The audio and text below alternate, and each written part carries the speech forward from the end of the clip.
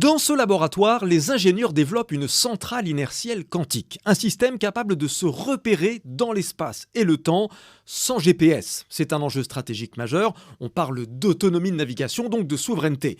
Ce système utilise des atomes refroidis par laser à moins 200 degrés. À cette température, la matière devient ultra stable, sensible au moindre mouvement.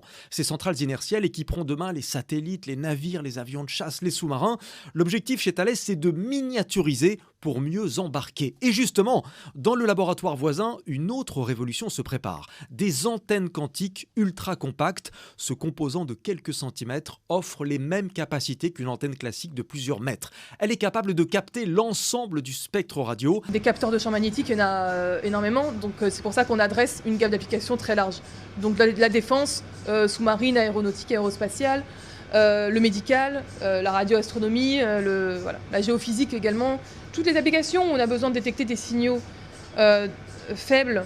Et justement, qui dit signaux faibles dit monde sous-marin. Ces antennes pourraient bouleverser le monde du silence. Ça va venir compléter la détection en acoustique, qui est celle que l'on utilise aujourd'hui dans le monde sous-marin. Donc oui, ça va changer la donne, ça va élargir une capacité de détection et qui va concerner l'ensemble des objets qui peuvent être en surface, sous-marin, et que l'on cherche à détecter dans la lutte sous la mer. Un peu plus loin, 3 ingénieurs planchent sur des communications quantiques par satellite. Au cœur de leurs travaux, l'intrication quantique, phénomène incroyable où 2 particules restent liées, même à des milliers de kilomètres de distance. Résultat, des échanges inviolables car toute tentative d'interception modifie le signal et trouble l'information.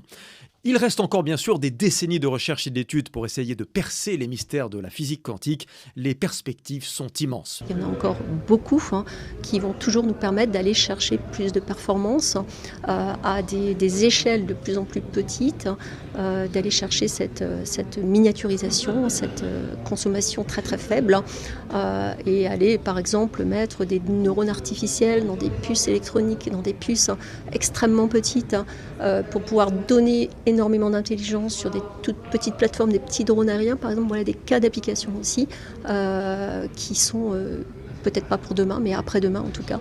Le quantique, c'est aussi une course mondiale, seulement l'excellence scientifique ne suffit plus. Face aux géants américains et chinois, la France et l'Europe doivent aussi répondre sur le terrain des moyens.